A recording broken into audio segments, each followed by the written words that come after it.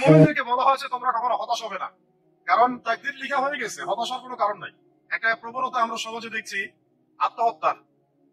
Young জেনারেশনকে আমরা নসিহত করবো যে ভুলেও নিজের জীবনকে বিসর্জন দিতে যাবেন। আল্লাহ রাব্বুল আলামিন আপনাদের কে সৃষ্টি করেছেন তার ইবাদত করার জন্য এবং তার জমিনে তার দিনটাকে প্রতিষ্ঠা করার জন্য। খেলায় খেলায় আপনার জীবনটা নষ্ট করবেন না, ঠিক আছে ভাই? আল্লাহ বোঝার তৌফিক দান করেন। তো কলম সৃষ্টি করার পরে কিয়ামত পর্যন্ত সব লেখা হয়ে গেছে। এখন আমাদের এই পৃথিবীতে তো মানুষ ছিল না, ছিল? এদিকে মনোযোগ দেন। এই পৃথিবীতে কি আগে মানুষ ছিল? এই পৃথিবীতে আগে কি ছিল তাহলে বলেন? হ্যাঁ, মাশাআল্লাহ। এই পৃথিবীতে আগে কি ছিল? এখন ওরা নাই। সবার সাথেই কিন্তু একটা করে আছে, কমপক্ষে কয়টা করে? সবার সাথে কমপক্ষে একটা করে।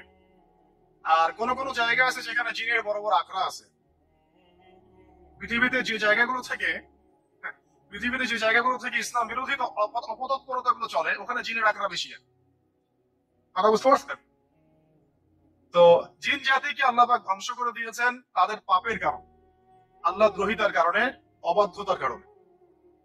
এখন আল্লাহ রাব্বুল আলামিন ইরাদা করলেন পৃথিবীতে আমাদেরকে সৃষ্টি করবেন, মানে মানুষকে সৃষ্টি করবেন। আল্লাহ পাক তার সমস্ত ফেরেশতাদেরকে একত্রিত করলেন। ঘটনাটা কিন্তু খুব ইন্টারেস্টিং। আমি জানি এখানে ওলামায়ে কেরামও আছেন, তবে আমি সবার জন্য প্রযোজ্য হয় এমন কথা বলারই চেষ্টা করছি, কারণ অনেকে হয়তো এগুলো নাও জানতে পারে। তো আল্লাহ পাকের ভাষায় আমি যদি বলি, আল্লাহ রাব্বুল আলামিন বলছেন, আউযু বিল্লাহি মিনাশ শাইতানির রাজীম, ওয়া ইয ক্বালা রাব্বুকা লিল মালাইকা ইন্নী জাইলুন ফিল আরদি খলিফা। হে নবী মুহাম্মদ সাল্লাল্লাহু আলাইহি ওয়াসাল্লাম, তুমি স্মরণ করো সেই সময়ের কথা যখন আল্লাহ তোমার রব সমস্ত ফেরেশতাদেরকে ডেকে বলেছিলেন যে ইন্নী জাইলুন ফিল আরদি খলিফা, আমি জমিনে মানে পৃথিবীতে আমার খলিফা পাঠাতে চাই। কি পাঠাতে চাই? আরো জোরে বলেন। আল্লাহ পাক বলেননি পৃথিবীতে মানুষ পাঠাতে চাই, পৃথিবীতে নতুন কোন মাখলুক পাঠাতে চাই। আমাদেরকে আল্লাহ পাক সম্মানের শব্দে সম্মানিত করেছেন, বিশেষায়িত করেছেন। আমাদেরকে বলেছেন আমরা আল্লাহর খলিফা, আমরা আল্লাহর খলিফা। এখন আমরা আল্লাহর খলিফা, কিন্তু পৃথিবীতে মানুষ খিলাফা শব্দ সহ্য করতে পারে। হ্যাঁ, কি অদ্ভুত না? এটা কোরআনে কি শেষের দিকে আছে না প্রথম দিকে আছে? সূরা বাকারার একদম শুরু থেকে 3টা 4টা 5টা পৃষ্ঠা উল্টালে দেখবেন এই একটা আছে। কোরআন তাহলে শুরু থেকে কখনো খুলেও দেখেনি সে ব্যক্তি। প্রমাণ হলো এটা যে খুলেও দেখে নাই, অথবা দেখলেও সে এড়িয়ে গেছে। আল্লাহ পাক আমাদেরকে বললেন যে পৃথিবীতে আমি আমার খলিফা পাঠাতে চাই। তাহলে আদম আলাইহিস সালামকে আল্লাহ পাক মুহাব্বতের শব্দে, সম্মানের শব্দে বিশেষায়িত করলেন কি বলে? সুবহানাল্লাহ, সুবহানাল্লাহ। আর খলিফা কাকে বলে এটা আমি আপনাদেরকে বুঝাচ্ছি একটা দোয়া থেকে। এই যে গাড়িতে করে আমরা বাসা থেকে আসলাম, যখন কোনো সফরে যাই আমরা একটা দোয়া পড়ি, সুবহানাল্লাযী সাখারা লানা হাযা ওয়া মা কুন্না লাহু মুকরিনিন ওয়া ইন্না ইলা রাব্বিনা লামুনকালিবুন। এতটুকু তো পড়ি নাকি? এগুলো পড়তে হবে। ওই মেলে এসেছি শুধু লেকচার শোনার জন্য না, ছবি তোলার জন্য। আজকে জীবনটা পরিবর্তন করার নিয়ত করে যেতে হবে, ঠিক আছে ভাই? বই প্রকাশ করা, ছাপানো, বিক্রি করা, লেখা, এর চেয়ে বড় কথা আমার জীবনটা ইলমের আলোয় আলোকিত করা। আমি বই লিখলাম ধরেন একটা, আমার মধ্যে সেই আমল নাই, লাভ নাই। লাভ আছে? আমি বই ছাপাইছি 100, 200, 500, 1000, আমি নিজেই আমল করি না, হবে? আগে আমল জরুরি। ইলমের সাথে আমলটা খুব বেশি জরুরি। আলেম তাকেই বলা হয় যে ইলম অনুযায়ী আমল করে। আর আল্লাহ পাক বলেন, লিমা তাকুলুনা মা লা তাফআলুন, তোমরা এমন কথা কেন বলো যে আমল নিজেরাই করো না? কাবুরা মাকতান ইনদাল্লাহ আন তাকুলু মা লা তাফআলুন, আল্লাহর কাছে সবচেয়ে গর্হিত একটা অপরাধ তোমরা একটা কথা বলবা কিন্তু আমল করবে না। তো দোয়াটা মুখস্থ করবেন। এই দোয়ার নিচে একটা অংশ আছে, আল্লাহুম্মা আনতা সাহিবু বিস সাফারি। আমার কথাটা শুনেন, খলিফার অর্থটা বুঝেন। অনেকে তো অনেকভাবে ব্যাখ্যা করে আর কি। আল্লাহুম্মা আনতা সাহিবু ফিস সাফারি, আল্লাহ তুমি এই সফরে আমার সাথী। সফরে বের হওয়ার সময় দোয়া করছি আমরা, আল্লাহুম্মা আনতা সাহিবু ফিস সাফারি, আল্লাহ তুমি এই সফরে আমার সাথী। ওয়াল খলিফাতু ফিল আহলি ওয়া মালি, আল্লাহ আমি তো বাসায় নাই, আমার বাসার আহল মালের খলিফা হচ্ছে তুমি। আল্লাহ, তাহলে খলিফা শব্দটি কি বুঝলেন? আল্লাহ আমার বাসার আহল মালের খলিফা মানে কি? আমার স্থলাভিষিক্ত তুমি আল্লাহ, আমি ওখানে নাই বাসায়, আমি সফরে বের হয়ে গেছি। আমার স্ত্রী, আমার সন্তান, আমার মাল, আমার জান, এগুলোর দায়িত্ব তোমার, তুমি খলিফা। কত চমৎকার দোয়া। তাহলে পৃথিবীতে আমি আমার খলিফা পাঠাতে চাচ্ছি, তার অর্থ কি? আল্লাহ রাব্বুল আলামিন এই পৃথিবীতে আমাদেরকে তার প্রতিনিধি বানিয়েছেন। সুবহানাল্লাহ, সুবহানাল্লাহ। তাহলে আমরা নিজেদের আত্মপরিচয় ভুলে গেলাম যে আমরা আল্লাহর প্রতিনিধি পৃথিবীতে, তাই না? আমরা এখন আব্রাহাম লিঙ্কনের পূজা করতেছি। আব্রাহাম লিঙ্কনের পূজা তো বুঝেন না আপনারা, এটা হচ্ছে ওই যে সোকল ডেমোক্রেসি পূজা। আদতে প্রকৃত গণতন্ত্র বলে কিছু নাই এই বিশ্বের মধ্যে, যা আছে এগুলো তথাকথিত আর স্লোগান, জাস্ট আর কিছু না। এটা যারা চর্চা করে তারাও জানে, আমাদের কাছে তারাই বলে।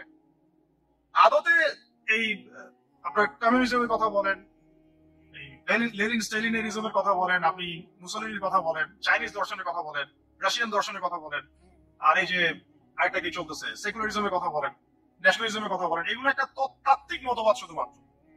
প্রকৃত মতবাদ গুলো আপনি পাবেন বিশুদ্ধ যেগুলো কোরআন এবং হাদিসেই, এর বাইরে না। আমরা কিন্তু আল্লাহর খলিফা পরিচয় দিতে এখন দ্বিধাবোধ করতেছি। এই জমিনে আল্লাহ পাক আমাদেরকে তার খলিফা বানিয়ে পাঠিয়েছে। এখন খলিফা হলাম কিভাবে, কিসের গুণে খলিফা হলাম? প্রশ্ন না এটা? আমাদের কি 10টা হাত, 10টা পা, বেশি শক্তি ফেরেশতাদের চাইতে, যে আমরা খলিফা হলাম কিসের ভিত্তিতে? আর কিভাবে হলাম এটা শুনুন। আল্লাহ পাক বলছেন ওয়াল্লামা আদাম আল আসমাআ কুল্লাহা, আল্লাহ বলছেন আমি আদমকে এই মহাবিশ্বের যত নাম আছে, নাউন্স, ইসম, সব শিক্ষা দিয়েছি। সুবহানাল্লাহ।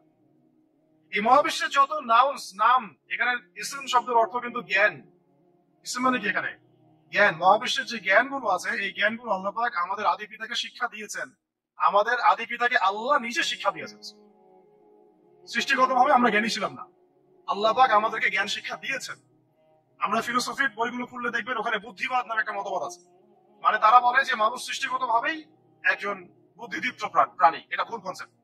সৃষ্টিগতভাবে আমাদের মধ্যে জ্ঞান ছিল না, আল্লাহ পাক আমাদেরকে জ্ঞান শিক্ষা দিয়েছেন। ভালো বুঝতে পারছেন? একটা মতবাদ তাদের আছে অভিজ্ঞতাবাদ, মানে মানুষ অভিজ্ঞতা থেকেই শিখে। আর কাছে সমন্বয় মতবাদ, আপনারা তো এগুলো অনেকে পড়াশোনা করেন। এর বাইরে যে একটা মতবাদ আছে যে আল্লাহ পক্ষ থেকে ওহী ভিত্তিক মানুষ জ্ঞান শিখে, এই মতবাদ কোন দার্শনিকের বইয়ে স্থান পেল না। কি আফসোস, কি আফসোস! অথচ মুসলিম ঘরের দার্শনিক তারা। আমরাও পড়েছি ভাই 4 বছর এই কারণে গেলেই। কি আফসোস! আল্লাহ পাকের ওহীর পক্ষ থেকে যে জ্ঞান আসতে পারে, এইটা কনসেপ্টই নাই। অথচ এখানে কোরআনে আল্লাহ পাক বলছেন ওয়াল্লামা আদাম আল আসমাআ কুল্লাহা, আমি আল্লাহ আদমকে সমস্ত নাম শিক্ষা দিয়েছি। সুবহানাল্লাহ। এরপরে এই যে জ্ঞান আদম আলাইহিস সালামকে আল্লাহ পাক শিক্ষা দিলেন, এর ফলশ্রুতিতেই আল্লাহ পাক বললেন যে ওয়াইয কুলনা লিল মালাইকা উসজুদু লি আদম, হে ফেরেশতারা তোমরা এখন আদমকে সিজদা করো। কি ফেরেশতাদেরকে দিয়ে আল্লাহ পাক আমাদের পিতাকে সিজদা করালেন কিসের মানদণ্ডে? কিসের কারণে? জ্ঞানের কারণে। জ্ঞানের কারণে ফেরেশতাদেরকে আল্লাহ পাক বললেন যে এই নামগুলো বলে দাও তো তোমরা। তারা বলতে পারলো না। তারা বলল লা ইলম আল্লাহুম্মা লা ইলমা লানা ইল্লা মা 'আল্লামতানা, আল্লাহ আমাদের তো সেই জ্ঞান নাই, শুধু ওইটুকু জ্ঞান আছে যা আপনি আমাদেরকে শিখিয়েছেন। তখন আল্লাহ পাক বলেছিলেন যে আমি যা জানি তোমরা তা জানো না। আমি কি বলি নাই যে আমি আসমান জমিনের গায়েবের সব খবর জানি? তখন আল্লাহ বললেন যে তোমরা সবাই সিজদা করো আদমকে। তাহলে আমাদের পিতাকে খলিফা করা হলো, জ্ঞান শেখানো হলো, আল্লাহ পাক নিজে শেখালেন, ফেরেশতার মণ্ডলীদের দিয়ে সিজদা পর্যন্ত করালেন। কিসের মানদণ্ড? আরো আসতে বলেন। জ্ঞানের মানদণ্ড। এখন যদি আমরা একটু প্রশ্ন ছুড়ে দেই নিজ নিজ বিবেকে, আমরা কি সেই ওহীর 10টা সূরাও শিখেছি? 10টা পারা কি পড়া হয়েছে কখনো? 10টা সূরারও কি অর্থ জানি? অনেকে তো 10টা আয়াতের অর্থ জানি না। আমরা কি সেই ওহীর 10টা হাদিস শিখেছি? তাহলে আমরা কোথায় সম্মান খুঁজতেছি? পশ্চিমাদের কাছে? বলেন। সত্যি সবচেয়ে আফসোস লাগে আমার একটা জিনিস, যে মুসলিমরা আমরা এখন আমাদের আত্মপরিচয় ভুলে যাচ্ছি। আল্লাহ পাক আমাদেরকে যেখানে সম্মান রেখেছে ওইখানে সম্মান না খুঁজে আমরা অন্যের দাসত্বের সম্মান খুঁজতেছি। আল্লাহ আমাদেরকে বোঝার তৌফিক দান করেন। এটা অজ্ঞতার কারণে হচ্ছে। আমাদের কাজ তাদেরকে সচেতন করা বা তাদেরকে মেসেজ পৌঁছে দেওয়া। আমরা উগ্র পন্থা অবলম্বন করি, আমরা হিকমার সাথে প্রজ্ঞার সাথে মানুষকে বোঝানোর চেষ্টা করি। এগুলো বোঝানোর অংশ। এখন আচ্ছা, আরেকটা কথা আপনাদেরকে বলি, একটা কথা আমি মাঝখানে মিস হয়ে গেছে। এই যে আল্লাহ পাক আমাদেরকে খলিফা করে পাঠিয়েছেন, খলিফার কাজ কি? প্রশ্ন না? আমাদের কাজ কি তাহলে? এই কাজটা আল্লাহ পাক আবার ব্যাখ্যা করেছেন সূরা সদের মধ্যে। কোন সূরায়? সূরা সদ। সদ নামে একটা সূরা আছে, সূরা ইয়াসিনের আগে পড়ে পাবেন। এখানে আল্লাহ পাক আরো একজন নবীকে তার খলিফা বলেছেন, সেই নবীর নাম দাউদ আলাইহিস সালাম। কি নাম? আর দাউদ আলাইহিস সালাম কিন্তু এই জেরুজালেম থেকে, যেখানে এখন ওই জায়নিস্টরা বম্বিং করে আর কি, নিরীহ মুসলিমদেরকে হত্যা করে বিগত 70 বছর থেকে, ওই ওই জেরুজালেম থেকে কিন্তু দাউদ আলাইহিস সালাম বিশ্ব শাসন করেছিলেন। তার পরবর্তীতে তার সন্তান সুলাইমান আলাইহিস সালামও কিন্তু ওখান থেকে বিশ্ব শাসন করেছিলেন। আর এখনকার বানু ইসরাইল দাবিদার এই জায়নিস্টরা, তারাও কিন্তু ওই ফিকিরি করছে, ওখান থেকে তারা বিশ্ব শাসন করতে চায়। তারা মনে করে তাদের একজন মাসিহ আসবে, সেই মাসিহ আসলে তারা বিশ্ব শাসন করবে। আমরা সেই মাসিহের নাম জানি মাসিহুদ দাজ্জাল। কিনা? এই দাজ্জালকে ওরা ওদের সত্য মাসিহ মনে করে, আমরা জানি হচ্ছে মিথ্যা ভণ্ড প্রতারক মাসিহ, অথচ ওরা মনে করে এটা হচ্ছে সত্য মাসিহ। এই জায়গায় তারা ধোঁকা খাচ্ছে। অথচ সত্য মাসিহ হচ্ছে ঈসা আলাইহিস সালাম, যিনি আবার শেষ জামানায় আসবেন এবং তার হাতেই এই মাসিহুদ দাজ্জাল মারা যাবে। এবং তারপরে পুরো বিশ্বে আবার ওই খিলাফা কায়েম হবে, ওই যে খলিফা, ওটা সারা বিশ্বে কায়েম হবে। এই টাউন হলও বাদ যাবে না ইনশাআল্লাহ। এটা মানুষ মানতে চাচ্ছে না, কিন্তু মানুষ না মানলে কি? আল্লাহ পাকের নকশায় সব আঁকা আছে কখন কি হবে। কে কে কল্পনা করেছিল যে আজকে আপনারা বসে এখানে দিনের আলোচনা করবেন? কল্পনা করা যায় তো? যে শব্দগুলো আপনারা বলছেন এগুলো বললেই তো নাই গায়ে, এখন বলছেন। কেউ কি কল্পনা করেছিল যে হঠাৎ করে আমার একটা সময় চলে আসতে পারে? কেউ কিন্তু কল্পনা করেনি, আল্লাহ পাকের নকশায় ছিল। এখানে আমাদের একটা আফসোসের কথা, এখানে মাস্টারমাইন্ড আল্লাহ রাব্বুল আলামিন। প্রকৃত মাস্টারমাইন্ড কে? আমরা ক্রেডিট নেওয়ার প্রতিযোগিতায় ব্যস্ত হয়ে আছি এখন, কার কত ক্রেডিট নেওয়া যায়। এখানে এত ক্রেডিট পাওয়ার যোগ্য কেউ না, সমস্ত ক্রেডিট কার? আল্লাহ রাব্বুল আলামিন। এটা আল্লাহর সাথে গাদ্দারি করতে যায় না, ভুলে যান। কারণ আমি বারবার বলেছি আপনাদেরকে, কোরআন থেকে একটা শিক্ষা আমরা শিখেছি, একটা কওম যখন মাজলুম থাকে, দুর্বল মাজলুম জুলুমের শিকার হচ্ছে, আল্লাহ পাক সেই কওমটাকে বাঁচান, কোনো না কোনো একজন ত্রাণকর্তাকে পাঠান, কোন একটা সূরতে আল্লাহ পাক সেই কওমকে বাঁচায় দেন।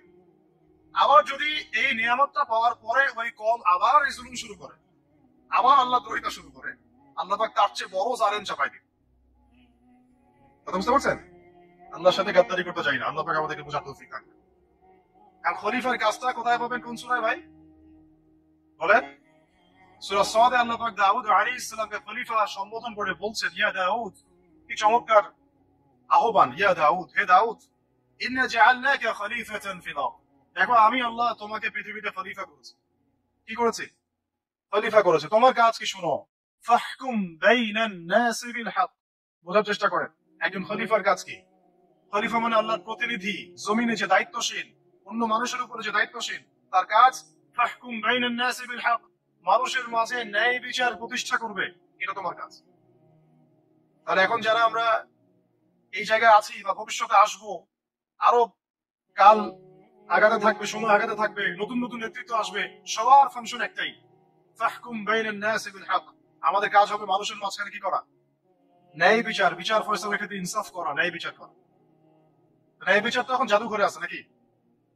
হ্যাঁ, কোন কোন ক্ষেত্রে আমরা চাই না যে ন্যায় বিচার জাদু করে যাক, আমরা চাই আবারও ন্যায় এবং সাম্যের সমাজ প্রতিষ্ঠা। ইনশাআল্লাহ এরপর থেকে আমরা কোনো অন্যায় সহ্য করবো না। ইনশাআল্লাহ এরপর থেকে আমরা কোনো জল্লাদতন্ত্র কায়েম করতে দিব না। আমাদের যা আছে তাই নিয়ে প্রতিবাদ হবে ইনশাআল্লাহ। কারণ এখনকার প্রজন্ম প্রতিবাদের ভাষা বুঝে। এখন যদি আপনারা আবার সেই প্রাচীন জুলুমের তন্ত্রের মধ্যে ফিরে যান, তাহলে আল্লাহর গজব চলে আসবে, বড় গজব। তো খলিফার কাজ কি ভাই? কি কাজ বললাম বলেন? মানুষের মাঝখানে ন্যায় বিচার প্রতিষ্ঠা করা কাজ। আরো আছে, আরো আছে, শেষ হয় নাই। আল্লাহ পাক বলছেন, ওয়ালা তাত্তাবি'ল হাওয়া। ন্যায় বিচার করতে গিয়ে নিজের দাসত্ব মানে প্রবৃত্তির অনুসরণ করো না। ন্যায় বিচার করতে গিয়ে নিজের প্রবৃত্তির অনুসরণ করো না, মন গড়া বিধানের অনুসরণ করো না। আমার মামা, আমার চাচা, আমার খালু পার করে দিও না। প্রবৃত্তির অনুসরণ মানে কি? মন যাচাই তাই করো না। ন্যায় বিচার করতে গিয়ে আল্লাহ পাকের বিধান মেনে চলো। আর সূরা মাইদাতে আল্লাহ পাক বলেছেন আয়াত নাম্বার 44, 45, 47-এ, ওয়ামান লাম ইয়াহকুম বিমা আনজালাল্লাহ ফাউলাইকা হুমুল কাফিরুন। যারা আল্লাহ পাকের হুকুম অনুযায়ী বিচার ফয়সালা করে না, তারা কাফির। 45-এ গিয়ে আল্লাহ বলেছেন, ওয়ামান লাম ইয়াহকুম বিমা আনজালাল্লাহ ফাউলাইকা হুমুল ফাসিকুন। যারা আল্লাহ পাকের বিধান অনুযায়ী বিচার ফয়সালা করে না, এরা ফাসিক, পাপাচারী। 47 নম্বর আয়াতে গিয়ে আবার বলছেন, ওয়ামান লাম ইয়াহকুম বিমা আনজালাল্লাহ ফাউলাইকা হুমুজ জালিমুন। যারা আল্লাহর হুকুম বিধান অনুযায়ী বিচার ফয়সালা করে না, এরা জালেম। কাফেরও বলেছেন আল্লাহ, ফাসিকও বলেছেন, জালেমও বলেছেন। তাহলে বিচার ফয়সালা করার ক্ষেত্রে আল্লাহ পাকের বিধানকে সর্বোচ্চ অগ্রাধিকার দিতে হবে, নিজের প্রবৃত্তির অনুসরণ করা যাবে না। যদি করে তাহলে কি হবে? ইউদিল্লাকা আন সাবিলিল্লাহ, তাহলে এটা তোমাকে আল্লাহর রাস্তা থেকে সরায় নিয়ে যাবে। এর ফলে কি হবে? জেনে রেখো, ইন্নাল্লাযীনা ইউদিল্লুনা আন সাবিলিল্লাহ লাহুম আযাবুন শাদীদ বিমা নাসু ইয়াওমাল হিসাব। এটা পড়ে দেয়, নিশ্চয়ই যারা আল্লাহ পাকের সরল পথ থেকে বিচ্যুত হয়ে গেছে তাদের জন্য কাল কিয়ামতের মাঠে আছে আযাবুন শাদীদ। আযাবুন শাদীদ মানে কঠিন কঠিন যন্ত্রণাদায়ক শাস্তি, এই কারণে যে তারা কিয়ামতের দিনটাকে ভুলে গিয়েছে। শাদীদ এর অর্থটা কি এটা বোঝার জন্য আপনাকে সূরা হাদীদ পড়তে হবে। কোন সূরা? আসলে কোরআন একটা, কোরআনের আয়াতগুলো হচ্ছে আকাশের তারার মতো। তারা দেখবেন আকাশে, তারা দেখাও সুন্নত। ইসলাম তো রষ্টশীল হলো না রে ভাই, সবকিছুই আছে এখানে। আসলে আমরা জানি না বলে আমরা মনে করি যে এখানে কোনো বিনোদনই নেই, তাই না? এই গান বাজনা না করলে কি হয়, মন শান্তি হয়, এরকম একটা ভাব। যদি আপনি কোরআনের ভিতর ঢুকে যান, আপনার হৃদয়ে এমন নূর আসবে, এমন তৃপ্তি আসবে যে ওগুলো আপনার শুনতে ইচ্ছা করবে না, আপনি গান বন্ধ করে ফেলবেন নিজেই, বলতেই হবে না। এখন কিছু নতুন ইসলামিস্ট আসছে, তারা এগুলোকে ইসলামের অন্তর্ভুক্ত বলে মনে করার দাবি করতেছে, যেগুলো এগুলো তো নিষেধ নাই, এগুলো তো নিষেধ করা হয় নাই। কতটুকু জানেন ইসলাম সম্পর্কে? না জেনে কেন কথা বলেন? নবী সাল্লাল্লাহু আলাইহি ওয়াসাল্লাম রাস্তা দিয়ে হাঁটছেন, ওই সময় তো অনেক মানে পূজা অর্চনা ইত্যাদি হতো মক্কায়, তো এখানে ঢাক ঢোলের শব্দ আসছে। নবী সাল্লাল্লাহু আলাইহি ওয়াসাল্লাম নিজের 2 আঙ্গুল কানের মধ্যে ঢুকিয়ে দিলেন, দিয়ে পাশে একজন সাহাবী তাকে জিজ্ঞাসা করছেন হাঁটতে হাঁটতে হাঁটতে হাঁটতে, তুমি কি এখন আওয়াজ শুনতে পাচ্ছ? সাহাবী বলেন, না ইয়া রাসূলুল্লাহ, এখন আওয়াজ শুনতে পাচ্ছি না। তখন তিনি হাত কান বের করলেন। এটা নবীর সুন্নাত। আর আমরা নবীর সুন্নাতকে উল্টাই দিছি কিভাবে দেখেন, আমাদের কানে এখন ইয়ারফোন, উনি যেটা শুনে কান বন্ধ করতেন ওইটা আমরা কানে ঢুকায় রাখছি। আল্লাহ আমাদেরকে বোঝার তৌফিক দান করেন। দেখেন, আমরা তো সবাই পাপী। আমার মনে হয় না আমরা কেউ নবী সাল্লাল্লাহু আলাইহি ওয়াসাল্লামের সুপারিশ ছাড়া পার পাবো, এমনটা মনে হয় না আমার। সবাই পাপী, আপনি আমি আমরা সবাই। তো সেই যে নবীর সুপারিশ আমরা প্রত্যাশা করছি, সেই নবীর সুন্নতকে যদি এইভাবে অবজ্ঞা করতে থাকি, তাহলে কি সুপারিশ পাবো ভাই? কি মনে হয় আপনাদের? অ্যাটলিস্ট সুন্নতকে তো সম্মান করতে হবে নাকি? আল্লাহ বোঝার তৌফিক দান করেন। আমি তাহলে যেটা বলছিলাম যে আল্লাহ পাকের বিধান অনুযায়ী বিচার ফয়সালা করতে হবে, এটা খলিফার কাজ। ন্যায় বিচার করতে হবে মানুষের মাঝখানে, এবং নিজের প্রবৃত্তির অনুসরণ করা যাবে না, তাহলে আল্লাহ পথ থেকে দূরে সরাই দেবে। এখানেই বললাম শাদীদ বুঝতে গেলে আপনাকে কোন সূরা পড়তে হবে? সূরা হাদীদ। আকাশের তারার কথা কেন বললাম? যে আকাশের তারাগুলো যদি মিলাতে পারেন দেখবেন বিভিন্ন শেপ তৈরি হয়। প্রত্যেকটা তারার অবস্থানের গাণিতিক একটা ব্যাখ্যা আছে। যারা অ্যাস্ট্রোনমি নিয়ে পড়াশোনা করেন তারা জানেন এগুলো, সবাই জানবেন না। প্রত্যেকটা তারাকে আল্লাহ পাক এত সূক্ষ্মভাবে স্থাপন করেছেন যে যদি একটু সামান্য একটু ডানে বামে এগুলো সরে যায়, মহাবিশ্বের এই স্থিতিশীলতা নষ্ট হয়ে যাবে। এবং এটার কসম আল্লাহ পাক কোরআনে করেছেন সূরা ওয়াকিয়ার মধ্যে। কোন সূরা? সূরা ওয়াকিয়াতে আল্লাহ পাক বলেছেন, ফালা উকসিমু বিমাওয়াকি'ন নুজুম। আমি তারার অবস্থান স্থলের স্থিতির কসম করে বলছি। আল্লাহ পাক এর কসম করেছেন, কত গুরুত্বপূর্ণ জিনিস। ঠিক আছে, তো পরের গুলো বললাম না। সূরা হাদীদ কেন পড়বেন? সূরা হাদীদ আল্লাহ পাক বলেছেন যে ওয়ানজালনাল হাদীদা ফীহি বাসুন শাদীদ। এটা শাদীদ বোঝাতে গিয়ে হাদীদে আসছে। আল্লাহ পাক বলছেন যে আমি আল্লাহ পৃথিবীতে আসমান থেকে লোহা নাজিল করেছি। অবাক করার বিষয় না? ঘর খনি খুঁজতেছেন আপনারা মাটির নিচে, তাই না? আল্লাহ পাক বলছেন আমি লোহা নাজিল করেছি। আনজালনা, ঠিক যেমন ইন্না আনজালনাহু ফী লাইলাতুল কদর, আমি লাইলাতুল কদরে কোরআন নাজিল করেছি, আসমান থেকে নাজিল হয়েছে, তাই না? এরকমই ওয়ানজালনাল হাদীদা, আমি হাদীদ লোহা নাজিল করেছি, ফীহি বাসুন শাদীদ, যে লোহার মধ্যে আছে কঠিন শক্তি। শক্তি আছে। আয়রন যে অণু পরমাণুগুলো, এগুলোর শক্তি সবচেয়ে বেশি না? কেমিস্ট্রিতে আপনারা পড়ছেন। তাহলে এখন আল্লাহ পাক বলছেন কিয়ামতের দিন তাদের জন্য আযাবুন শাদীদ, যারা আল্লাহ পাকের খলিফার দায়িত্ব পালন করবে না, যারা খলিফার দায়িত্ব পেয়েও ন্যায় বিচার করবে না, ইনসাফ করবে না, প্রবৃত্তির অনুসরণ করবে, ঠিক আছে, আল্লাহর পথ থেকে বিচ্যুত হয়ে যাবে, তাদের জন্য কিয়ামতের মাঠে এই শাস্তি আছে। তাহলে আমরা কি খলিফা শব্দ বুঝতে পারলাম? আমাদের পিতা যে খলিফা, এটা কি বুঝতে পারলাম? তাহলে এখন বলেন তো, প্রত্যেক নবী কি আল্লাহর খলিফা ছিলেন না? ছিলেন কিনা? প্রত্যেক নবী কি আল্লাহর বিধান দিয়ে বিচার ফয়সালা করেন নাই? মানুষের মাঝখানে ইনসাফ করেন নাই? ন্যায় বিচার প্রতিষ্ঠা করেন নাই? এরপরে সাহাবায়ে কেরামের যুগে তারা কি ন্যায় বিচার প্রতিষ্ঠা করেন নাই? তাহলে হঠাৎ করে কি হলো বিশ্ববাসীর মধ্যে যে একেবারে কোরআন হাদিস এই মৌলিক বিষয়গুলো এগুলো সব পাশ কাটিয়ে আমরা মানব রচিত বিধানগুলোর দিকে চলে গেলাম? রহস্যজনক না বিষয়টা? এটা হচ্ছে দাজ্জালীয় একটা শাসন আসতেছে সামনে। দাজ্জাল নিজেকে খোদা বলে দাবি করবে, সে সমস্ত মানব জাতিকে বুঝাবে যে সেই খোদা, নাউযুবিল্লাহ। সে অনেক বেলকি দেখাবে, মানুষকে তার দিকে টেনে নিয়ে আসবে, এমনকি সে এক হাতে জান্নাত এক হাতে জাহান্নাম নিয়ে পড়বে। নবীজি বলেছেন যে তার জান্নাতে প্রবেশ করবে ওটাই তার জাহান্নাম, আর যে তার জাহান্নামে প্রবেশ করবে সেটাই হচ্ছে জান্নাত। তাহলে পুরো বিশ্ববাসীকে আল্লাহ থেকে দূরে সরিয়ে একটা গডলেস ওয়ার্ল্ডে রূপান্তরিত করার একটা তৎপরতা চলছে, লক্ষ্য করতেছেন না? এটা মূলত আপকামিং যে দাজ্জালীয় সভ্যতার ভবিষ্যৎবাণী নবীজি করেছেন, এই দিকেই ওয়ার্ল্ড যাচ্ছে আস্তে আস্তে আস্তে আস্তে ওই দিকে যাচ্ছে। তবে নবীজি এটাও বলেছেন সাল্লাল্লাহু আলাইহি ওয়াসাল্লাম যে আমার উম্মতের মধ্যে একটা তয়ফা, একটা দল, কিছু মানুষ সবসময় হকের উপর অটল থাকবে ইনশাআল্লাহ, কিন্তু তাদের সংখ্যা হবে খুব কম। আর আমাকে আপনারাই বলেন যে ওই হকের উপর অটল থাকতে হলে আমার সেই জ্ঞান লাগবে কি লাগবে না? বলেন।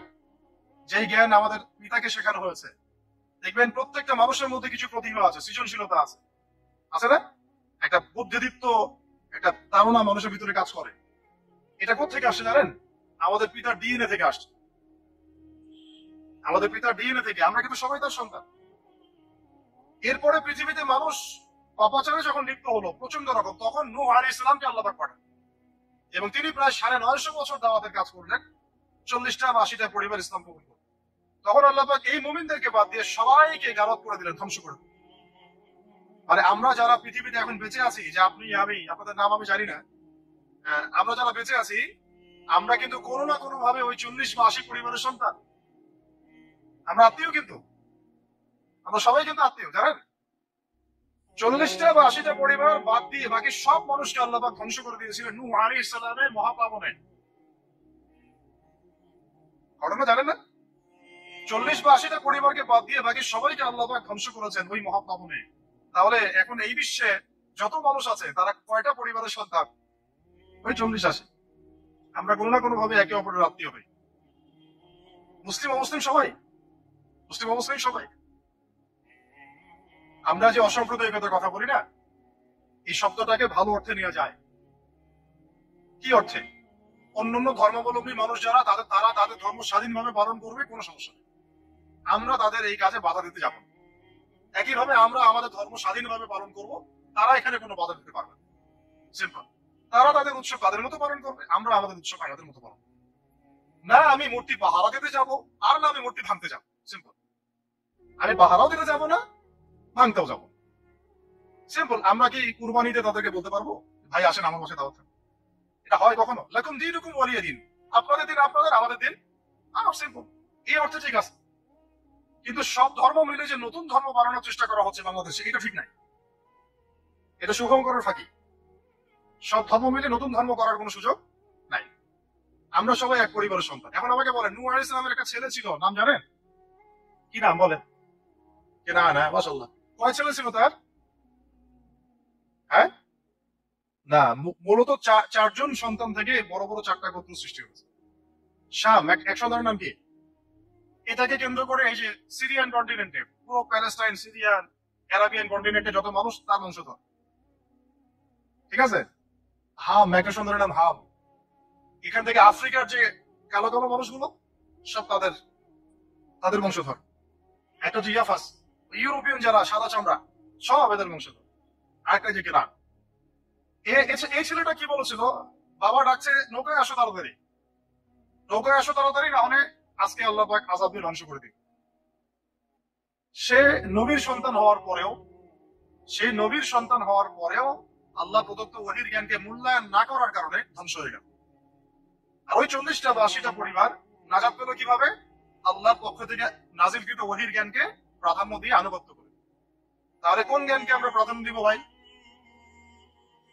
আমি বলছি না যে আমরা দুনিয়াবী জ্ঞানগুলোকে শিখবো না, ওই প্রসঙ্গে আমি একটু পরে আসছি যে আমরা শিখবো এবং কিভাবে শিখবো, কতটুকু শিখবো। আগে এই অংশটুকু শেষ করি। ঠিক একইভাবে আপনারা কি আদ জাতির নাম জানেন? আদ, সামুদ। ওই যে সৌদি আরব এখন যেখানে লাইন বানাচ্ছে, লাইন প্রজেক্ট, ওই আল ওলা বলে, আল ওলা লাইন প্রজেক্ট বানাচ্ছে, দেখবেন অনলাইনে। ওই জায়গা দিয়ে নবী সাল্লাল্লাহু আলাইহি ওয়াসাল্লাম তাবুক যুদ্ধের সময় গিয়েছিলেন।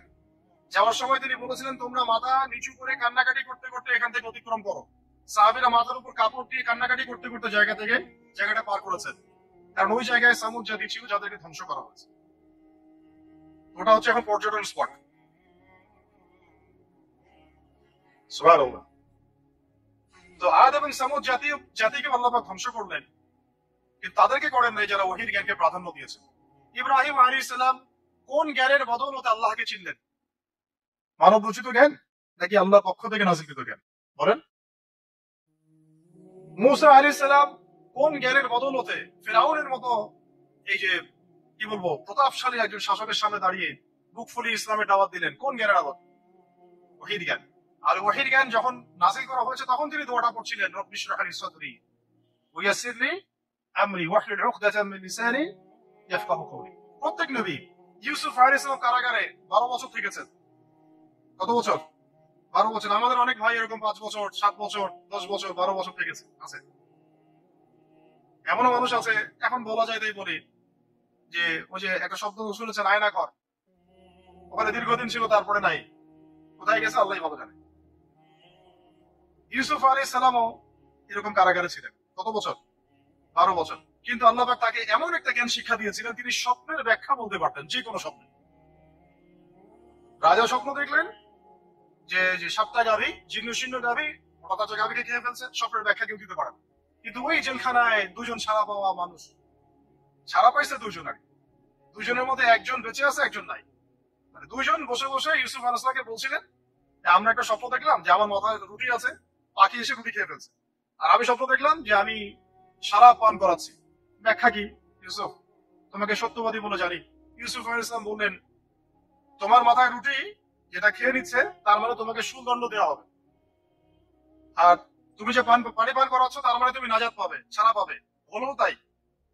আর যে নাজাত পাবে তাকে ইউসুফ আলাইহিস সালাম বলে দিলেন যে তুমি রাজ দরবারে গিয়ে আমার কথা বলো, আমার কথা আলোচনা করো। সে ভুলে গিয়েছিল। পরে যখন এই স্বপ্নটা দেখলো বাচ্চা, তখন বাচ্চা সবাইকে ডাকলো, ডেকে বললো যে গাভীর স্বপ্নের ব্যাখ্যা কি। তখন এই ব্যক্তির মনে পড়ছে, আরে ইউসুফ তো ব্যাখ্যা দিতে পারে। সেই কি ইউসুফ আলাইহিস সালামকে ডেকে নিয়ে আসতেছে যে এই রাজা স্বপ্ন দেখছে, ব্যাখ্যা কি। স্বপ্ন কিন্তু আপনার কাছে শুনে একটা স্বাভাবিক মনে হচ্ছে, গাভীর আবার স্বপ্নের কি ব্যাখ্যা। তখন ইউসুফ আলাইহিস সালাম ব্যাখ্যা দিলেন যে 7 বছর ফসল ফলবে আপনাদের এলাকায়, তারপরের 7 বছর হবে দুর্ভিক্ষের সময়। কিসের সাথে কিসের ব্যাখ্যা? এই জ্ঞান কে শিখালেন তাকে? এই ইন্টারপ্রিটেশনের জ্ঞান কে শিখালেন? তাহলে জ্ঞানের মূল উৎস কে? আমার কথা বলার উদ্দেশ্য কি বুঝতে পারছেন? যত জ্ঞান তার মূল উৎস কে? স্বপ্ন একটা জ্ঞান, যদি সেটা সত্য হয়। আর জেনে রাখবেন, কিয়ামতের আগে আগে মুমিনদের স্বপ্ন বেশি বেশি সত্য হবে। ঠিক আছে? মুসা আলাইহিস সালামকেও সেই আল্লাহ জ্ঞান শিক্ষা দিলেন। ঈসা আলাইহিস সালাম এই কুষ্ঠ রোগীর গায়ে হাত বুলালে ভালো হয়ে যায়। হ্যাঁ, অন্ধ ব্যক্তির মানে চোখে হাত বোলালে ভালো হয়ে যায়। এমনকি মৃত ব্যক্তিকে তিনি বলছেন কুম বিইজনিল্লাহ, আল্লাহর হুকুমে দাঁড়িয়ে যাও, দাঁড়িয়ে গেল। এই জ্ঞান কে দিয়েছেন তাকে? দাউদ এবং সুলাইমান আলাইহিস সালাম এই যে পশু পাখির ভাষা বুঝেন, সুলাইমান আলাইহিস সালাম পিঁপড়ার ভাষাও বুঝেন। আপনাদের সায়েন্স কি পিঁপড়ার ভাষা বুঝে? হ্যাঁ, আমরা তখন সায়েন্সকে সবকিছুর মানদণ্ড মনে করি, তাই না? সায়েন্স যদি বলে হ্যাঁ তাহলে হ্যাঁ, না বলে না। মানে এমন একটা ভাব দেখেন, সায়েন্সকে আমরা ইলাহ বানাইছি, ইলাহ, উপাস্য। সায়েন্স যদি বলে যে পৃথিবী থেকে অমুক অমুক কোটি কোটি আলোকবর্ষ দূরে একটা গ্রহের সন্ধান পাওয়া গেছে, নাম দিল ধরেন যে আলফা এক্স ওয়াই জেড কিছু একটা, ওখানে হুড়পড়ি আছে, হ্যাঁ ওখানে দুধের সাগর আছে, মধুর সাগর আছে, তো মানুষ তখন বিশ্বাস করা শুরু করে, হ্যাঁ হ্যাঁ তাই তো, ভাই থাকতেই পারে। নাসা বলেছে না হয় পারে, নাসা মন্তব্য করেছে না হয় পারে। ওরকম যদি বলে অনেক দূরে একটা আগুনের একটা বিশাল ইয়া পাওয়া গেছে, গ্রহ পাওয়া গেছে, ওখানে আযাব দেওয়া হয়, শাস্তি দেওয়া হয়, ওখানে অন্য মাখলুক আছে, ওদের ভাষা এলিয়েন, মানুষ বিশ্বাস করে। আল্লাহ পাক কোরআনে বলছেন যে সুলাইমান আলাইহিস সালাম পিঁপড়ার ভাষাও বুঝতেন, ওই কথা বিশ্বাস করতে যাচ্ছেন। সুলাইমান আলাইহিস সালাম বাতাসে ফ্লাই করতে পারতেন, এটা বুঝতে পারতেছেন, বিশ্বাস করে না। তাহলে ওই প্রযুক্তি না থাকলে এয়ারক্রাফট কিভাবে আবিষ্কার করলেন? যে প্রযুক্তিগুলো পৃথিবীতে চলে গেছে ইতিমধ্যে, ওগুলো ভবিষ্যতেও আসতে পারে। যেমন একটা প্রযুক্তির কথা বলি, সুলাইমান আলাইহিস সালাম বসে আছেন, একজনকে বললেন না সাবার রানী বিলকিসের সিংহাসন কে নিয়ে আসতে পারবে? একজন বললো যে আপনি উঠে দাঁড়াইতে যতক্ষণ সময় লাগে এর মধ্যে নিয়ে আসুন। উনি বললেন যে হবে না, এটাতে হবে না, তুমি স্লো, তুমি 3G 4G না, এত স্লো স্পিডে আমার হবে না। এই কথা বলেন নাই, মজা করলাম আর কি। আমাদের ইউটিউবাররা মতো এই অংশ কাট করে আবার প্রচার করে দিতে পারে। দেখেন কিসের সাথে কি ব্যাখ্যা করবো। কোরআনকে 3Gর সাথে তুলনা করলেন আবু তাহাদ, ব্যাস কাম সারা দেশে ওইটাই ইস্যু তখন। মহা মুসিবত, মানে বাঙালি জাতির মধ্যে দিন প্রচার করে। আমাদের সালাতের ভাগ্য ভালো যে তার আগেই, মানে এই প্রযুক্তি আসার আগেই দুনিয়া থেকে তারা চলে গেছে। মুশকিল না, যত ইস্যু এগুলোর কারণেই সৃষ্টি হয়। তো যাই হোক, প্রসঙ্গে আসি, কথা ছিলাম ভাই, যে কথা হারায় ফেললাম। হ্যাঁ হ্যাঁ, আরেকজন বললেন যে না, আপনি চোখের পলক ফেলতে যতক্ষণ লাগে এর মধ্যে দেখবেন সিংহাসন সামনে। সুবহানাল্লাহ, কি প্রযুক্তি! বলেন এই প্রযুক্তির সামনে কি বিশ্ববাসী যেতে পেরেছে? দেখেন সুলাইমান আলাইহিস সালামের বাতাসে ফ্লাই করাটা কিন্তু এখন পৃথিবীতে খুব কমন হয়ে গেছে। আমরা সবাই ফ্লাই করতেছি বাতাসে, তাই না? যদি আপকামিং কোন সময় আপনি দেখেন যে এইরকম চোখের পলকেই একটা বস্তু আরেকটা জায়গা থেকে এক জায়গায় চলে আসতেছে, আমি অবাক হব না ইনশাআল্লাহ। কারণ কোরআনে অতীতে এই ঘটনার দলিল আছে। বুঝতে পারতেছি না? এক কথায় সমস্ত জ্ঞানের মূল উৎসকে। এরপরে আসেন, অত লম্বা করছি না, আমাদের নবী মুহাম্মদ সাল্লাল্লাহু আলাইহি ওয়াসাল্লাম আসেন, আমরা তো তার উম্মত। 23 বছরে, একটু মনোযোগ দেন, এটা আলোচনার লাস্ট পার্ট, ঠিক আছে? 23 বছরে তিনি পুরো জাহেলিয়াতকে পরিবর্তন করে দিয়েছেন। কত বছরে? 23 বছর। আপনারা কি জানেন যে আইয়ামে জাহিলিয়াতে আসলে কি কি সমস্যা ছিল? কেন ওই যুগটাকে আমরা জাহিলিয়াত বলি? বেসিক্যালি 5-6টা সমস্যা ছিল। কয়টা? 5-6টা। 1 নম্বর শিরক। 1 নম্বর কি? আমার সাথে বলেন। শিরক আমাদের ওয়ার্ল্ডে নাই, এটা গ্লোবাল শিরক চলতেছে এখন। শুধু ধর্মীয় শিরক চলতেছে না, কিন্তু এখন শিরক হচ্ছে পলিটিক্সে, শিরক হচ্ছে ইকোনমিক্সে, শিরক এডুকেশনেও আছে, শিরক কালচারের মধ্যেও আছে। কথাগুলো বুঝতে হবে একটু গভীরভাবে। তখন সমস্যা ছিল রিবা, সুদ। এখন নাই। রিবা ছাড়া কোনো সিস্টেম আছে এখন ওয়ার্ল্ডে? আমি গতকালকে একটা হাদিস মোতালা করছিলাম সুদ সংক্রান্ত। নবীজি বলেছেন সাল্লাল্লাহু আলাইহি ওয়াসাল্লাম যে একটা যুগ আসবে সামনে, সুদবিহীন কোনো মানুষই চলতে পারবে না।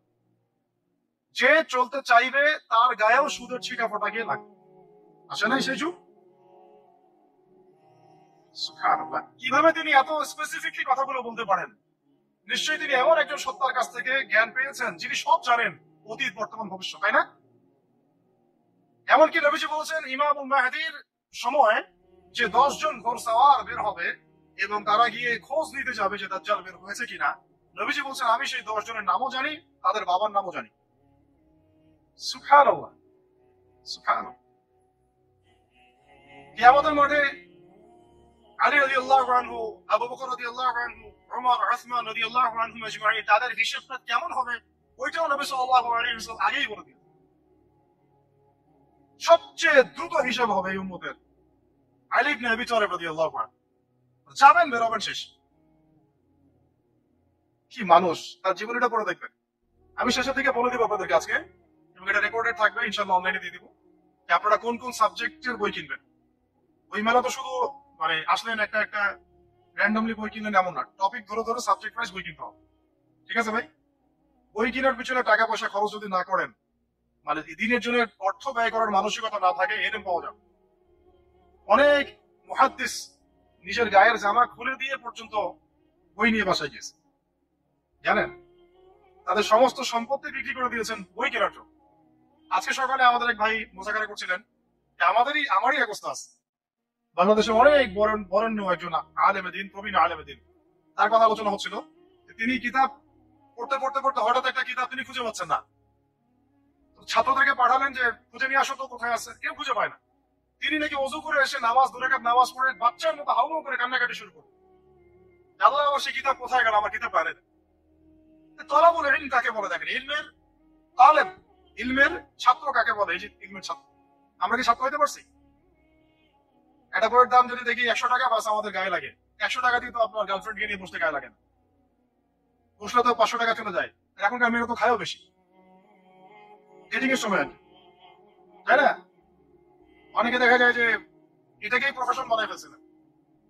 জিনা থেকে বাঁচতে হবে, জিনা থেকে বাঁচতে না পারলে কলবে আল্লাহ নূর আসবে না। আল্লাহ পাক আমাদের কতগুলো বোঝার তৌফিক দান করেন, আমিন। জিনা, আবার বলছি, জিনা থেকে বাঁচতে হবে, অন্যথায় কলবে নূর আসবে না। আল্লাহ পাক আমাদেরকে বোঝার তৌফিক দান করেন, আমিন। কোথায় ছিলাম ভাই? বলেন? এক নাম্বার কি ছিল? শিরক। দুই নাম্বার রিবা, সুদ। ওইটা বলতে গিয়ে হাদিসটার কথা বলেছিলাম। এই সুদটা কি এখন বেশি না কম? এখন সুদ মানুষ খাচ্ছে, যুক্তিও দিচ্ছে যে এই যুগে এখন সুদ না খাইলে কি চলে?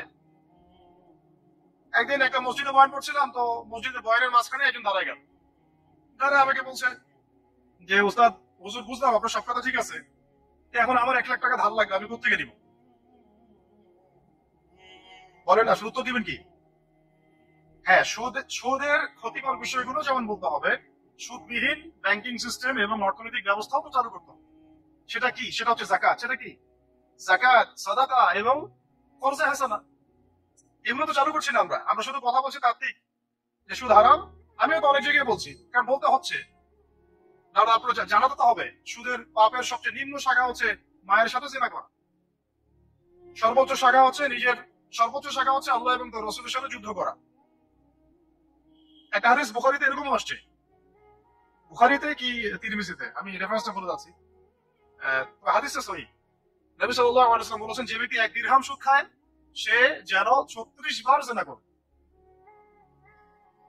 আর আপনারা তো জানেন, এটা আমার বলার দরকার নাই, 4 শ্রেণীর মানুষকে নবী অভিশাপ দিয়েছেন, যে নিজে খায়, তারপরে যে সুদ দেয়, যে লিখে রাখে, যে সাক্ষী থাকে। আমি বলতে চাচ্ছি, আইয়ামে জাহিলিয়াতে এই সুদটা ছিল, আমাদের এই বর্তমান ওয়ার্ল্ড অ্যাফেয়ার্সে নাই। বাংলাদেশ একটা কান্ট্রি হিসেবে চিন্তা করবেন না, আপনি গ্লোবালি চিন্তা করবেন। কারণ এখন একটা দেশ স্বতন্ত্রভাবে চলতে পারে না। ওয়ার্ল্ড ব্যাংকের সাথে আপনাকে ডিল করতে হবে, IMF এর সাথে। আমি যদি প্রেসিডেন্ট হই তাও আমাকে করতে হবে, আপনি হলে আপনাকে করতে হবে। কথা বলে তো শুধু কথা বলে লাভ নাই। আপনার বিকল্পটা কি আসলে? বিকল্প ব্যবস্থাটা কি? এটা তো মূল কথা। ইকোনমিক্স নিয়ে কতগুলো কিতাব আছে এখানে, ইসলামিক ইকোনমিক্স নিয়ে আমরা কতগুলো কিতাব ছাপাইছি, বর্তমান ওয়ার্ল্ড অ্যাফেয়ার্স নিয়ে আমরা কতগুলো কিতাব ছাপাইছি।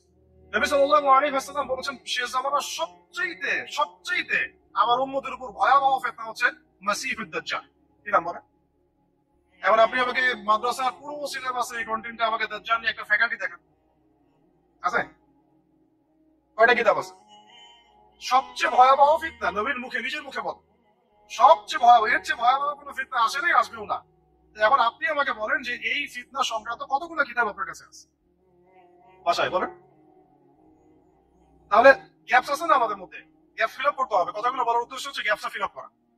তো এই রিবার সমস্যাটা এখনো আছে। আল্লাহ পাক আমাদেরকে রিবা মুক্ত জিন্দেগি দান করেন। আমি রিকোয়েস্ট করবো বিনয়ের সাথে যে আমাদের উদ্যোতন কর্তৃপক্ষ যারা আছেন, শুধু একটা কাজ করেন, একটা কাজ 1টা বছর করেই দেখেন না কি হয়। প্রত্যেকটা মুসলিম, অমুসলিমদের কথা বলছেন, যেহেতু এটা খিলাফা স্টেট না, সেহেতু অমুসলিমরা এখানে জিজিয়া দিবে না। খিলাফা স্টেটে অমুসলিমরা জিজিয়া দেয়, কিন্তু খিলাফা স্টেট না, এটা ডেমোক্রেটিক স্টেট এবং সেকুলার স্টেট। শুধু মুসলিমদের কাছ থেকে যাদের নিসাব পরিমাণ সম্পদ রয়েছে জাকাত দেয়া, সবার কাছ থেকে রাষ্ট্রীয়ভাবে বাধ্যতামূলক জাকাত নেন, দেখেন না অর্থনীতি সচল হয় না হয় না। 1টা বছর নিয়ে দেখেন না কি হয়। কেউ এই উদ্যোগ গ্রহণ করতে পারতেছে না, কেন হচ্ছে না আমরা বুঝতে পারতেছি না। কর্জে হাসানার এনজিও চালু করা যায়। আমরা অনেক সংগঠন করছি, সোশ্যাল, অরাজনৈতিক, ইত্যাদি রাজনৈতিক।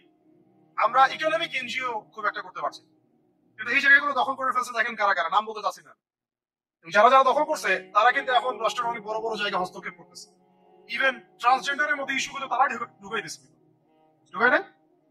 উত্তরবঙ্গ জুড়ে, পুরো উত্তরবঙ্গ ঘুরে আসে, দেখেন কাদের তৎপরতা বেশি। নীলফামারীতে সফর করে দেখলাম যে ওখানে একটা গ্রামের মধ্যে 24টা এনজিও কাজ করতেছে, শুধুই সব। তারপরে মানুষ তামাক চাষ করে খাচ্ছে। একটা দল দাবি করতেছে নবী সাল্লাল্লাহু আলাইহি ওয়াসাল্লাম ছাড়াও আরো নাকি নবী আসতে পারে, নাউযুবিল্লাহ। এবং ওই যে মির্জা গোলাম আহমেদও তাদের অন্তর্ভুক্ত। মানুষ ওই ধরনের নাম লিখাচ্ছে চাকরির জন্য, ব্যবসা করতেছে তারা দেশের মধ্যে। আরে ভাই, শুধুমাত্র তাত্ত্বিক কথাবার্তা না, আমাদের সংগ্রামটা কিন্তু বহুমুখী। শুধু ইলম অর্জন তো একটা বেসিক জিনিস, এই বেসিকটাই এখনো হচ্ছে না আমাদের।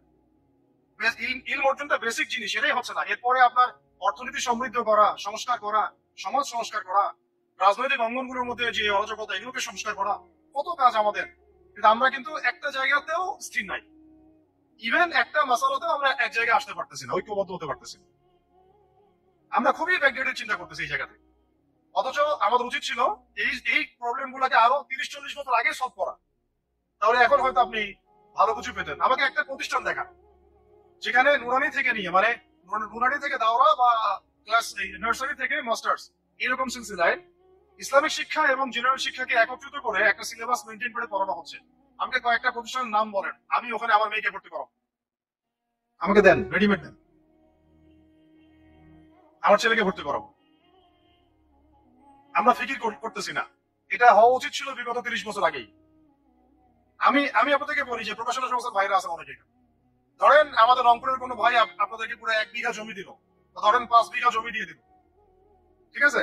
আর আমরা সবাই মিলে দেশবাসীর কাছ থেকে টাকা কালেক্ট করে একটা কনস্ট্রাকশন দাঁড় করে প্রতিষ্ঠান দাঁড় করালাম, একেবারে অনার্স, মানে রুরালি থেকে নিয়ে, প্লে গ্রুপ থেকে নিয়ে মাস্টার্স, এরকম ফ্যাকাল্টি করলাম। এখন ভাই আপনারা যারা বই প্রকাশ করতেছেন, আমাকে কি আপনারা বই দিতে পারবেন? প্রত্যেকটা ক্লাসে আমি কোন কোন বই পড়াবো পারবেন? আমাকে কি সিলেবাস দিতে পারবেন? কথা বলেন। প্লে গ্রুপে কোন কোন বই পড়াবো আমাকে দেন, নার্সারিতে দেন, এসটিডি 1-এ দেন, 2-তে দেন, 3-তে দেন, 5-এ দেন, এভাবে আপনি আমাকে ক্লাস 10 পর্যন্ত দেন। তারপরে কি আপনি আমাকে অনার্স মাস্টার্স এই ফ্যাকাল্টি গুলো আলাদা আলাদা, এগুলো কি ইউনিভার্সিটি আদলে আপনি কি আমাকে সাজা দিতে পারবেন?